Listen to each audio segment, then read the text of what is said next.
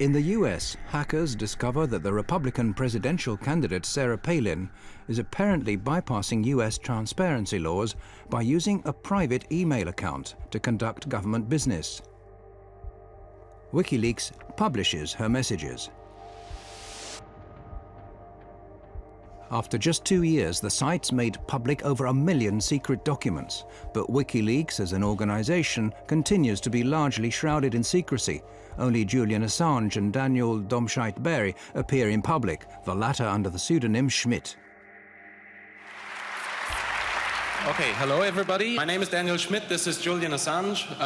We're here to make a short presentation about the WikiLeaks project. According to The National, which is something that we are kind of proud, it's one of the last quotes we had. So The National has said that we have produced more scoops in our short existence than the Washington Post in the last 30 years.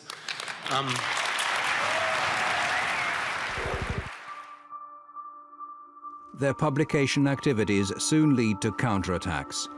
When WikiLeaks release lists of censored websites, internet service providers in a number of countries, including Thailand, China and Iran, shut them down.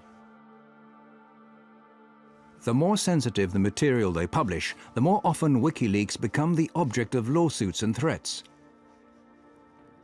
WikiLeaks now attracts the attention of the US intelligence, who, in a classified report, claim that the site is a threat to national security and suggest ways of shutting it down. Priority is put on finding the individuals leaking the information. The US intelligence, however, only managed to keep the report secret a short while before it's leaked to WikiLeaks. It now becomes obvious that WikiLeaks need to find more and safer havens from which they can publish their information. A sequence of events now starts on an island in the middle of the North Atlantic, which, while it leads to more censorship efforts, will also create new opportunities for WikiLeaks.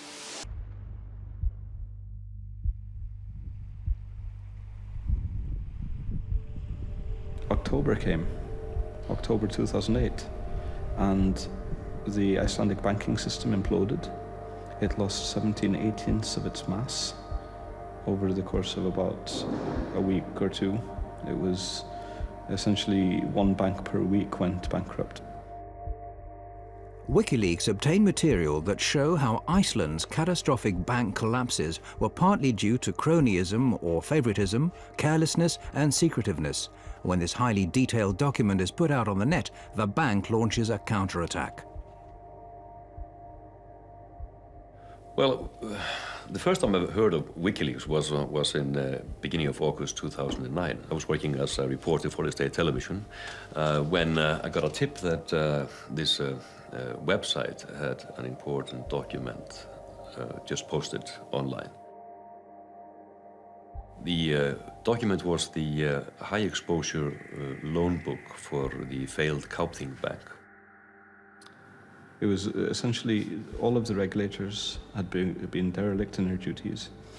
All of the bankers had been lying about the actual state of affairs. The bank's management react in panic to the revelations and in a desperate move force the Icelandic judiciary to resort to extreme measures. I was the first one actually to break that story. But the bank reacted in a manner that was quite interesting.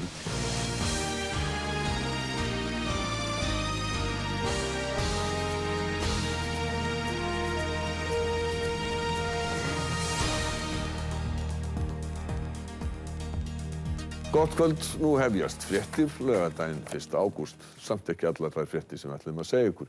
They got a gag order on the state television, actually the first and only one in the history of the Icelandic state television news department.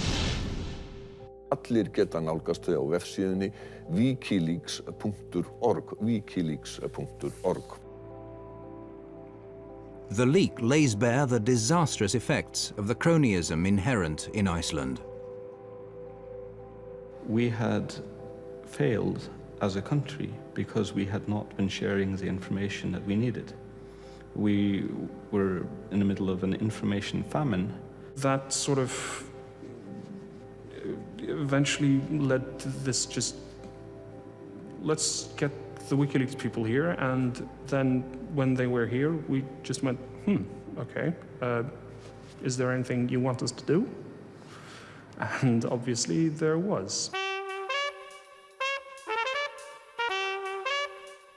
Welcome to this program. Thank you. Yes, you mentioned to me the dream that we in Iceland we should become a vanguard of publishing freedom.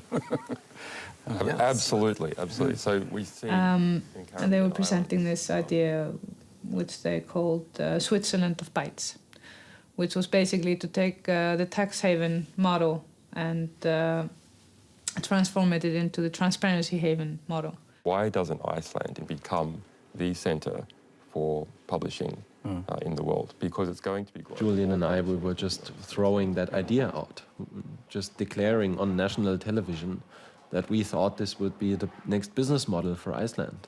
So that felt pretty weird. Then realizing the next day that everyone wanted to talk about it. Iceland has seen some of the problems that happen when society becomes too secret.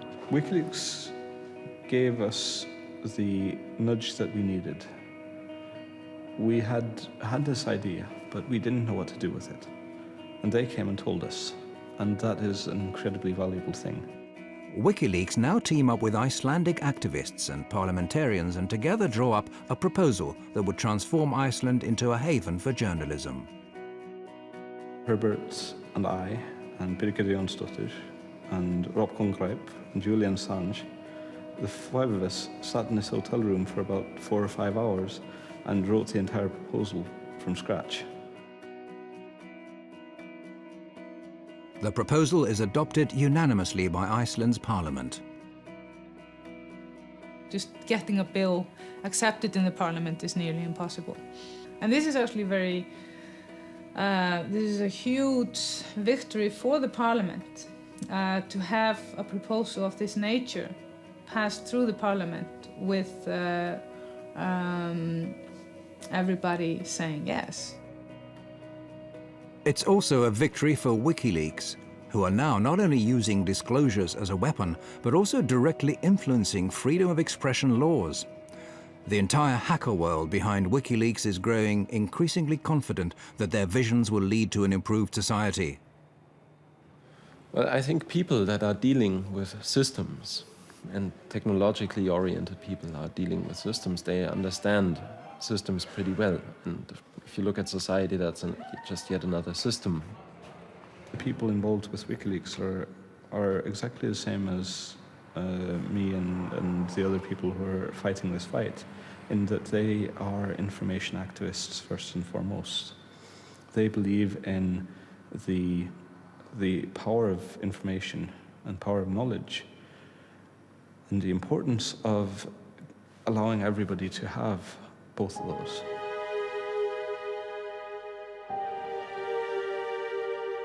Perhaps it's similar convictions that prompt a young former American hacker to make one of the most crucial decisions of his life.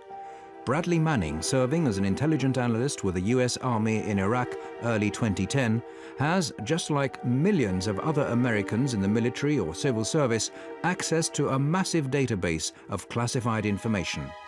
He discovers indications of crime and corruption and tells another hacker, Adrian Lamo, about it.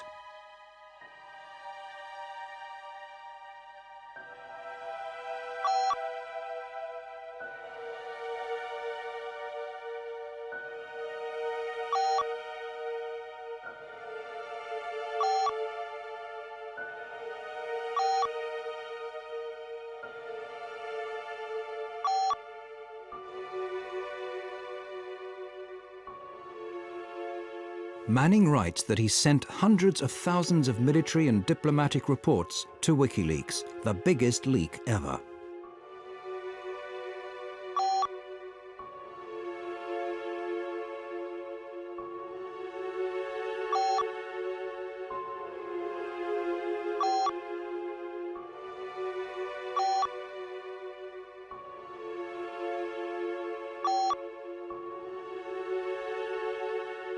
Manning puts his faith in WikiLeaks. However, Lamo reports their chat to the military. Manning now risks a 52-year jail sentence. Many of the facts are still unclear. One thing is certain. At this point in time, WikiLeaks receive documents with the same material that Manning is charged of having leaked.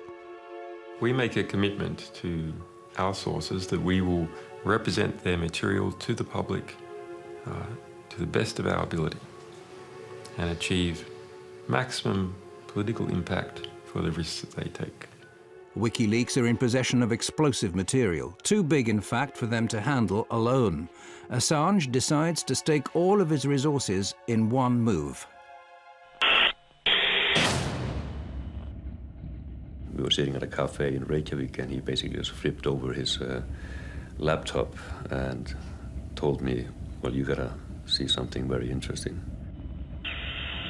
I was quite shocked. This was something that I recognized instantly as extremely important and strong material. This is what the crew of an American attack helicopter see while out on patrol in Baghdad. See all those people standing down there? There's a group of men on the street below. Two of them work for the international news agency Reuters. The driver, Saeed Shma, and the cameraman, Namir Noor Eldin. What annoys me the most is when people abuse their power and harm innocents, and they didn't actually need to do it.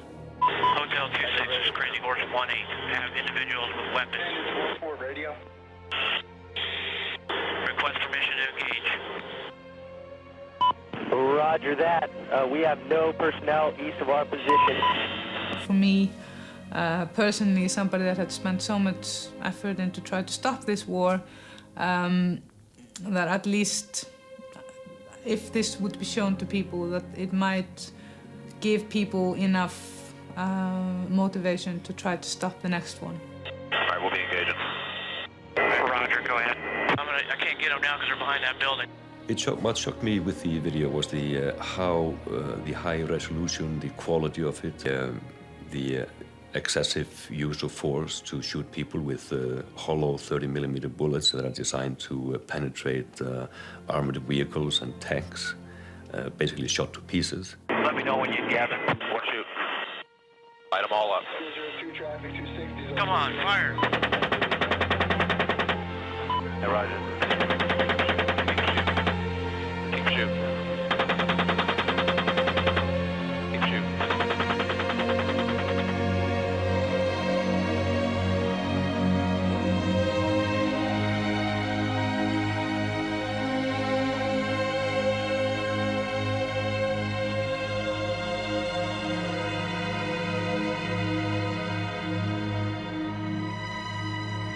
Different people argue that it was right for the United States to be in Iraq, or wrong to be in Iraq. But nonetheless, in this incident, even if you argue that it was right for the United States to be in Iraq, even if it was right for them to be in that suburb at that time with a helicopter overlooking this wounded man crawling the street, it was not helpful for the United States for that wounded crawling man to be shot. Yeah, we got one guy crawling around down there, but yeah, we definitely got some. Or shooting some more. The Reuters employee, Saeed Shma, has been seriously wounded. He's getting up. If he has a weapon in his hand? No, I haven't seen one yet. It is very important to offer a voice to the voiceless. Nobody really believes the people on the ground when they're trying to tell what the war crimes are occurring, and that happened to the people there. So I offered to help with this in any which way possible. Bushmaster, Crazy Horse, we have individuals going to the scene, looks like possibly picking up bodies and weapons. Let me engage. Hey, we need to stop that so we can get down there. Hey, shoot! You see my location? To engage individual, picking up the wounded.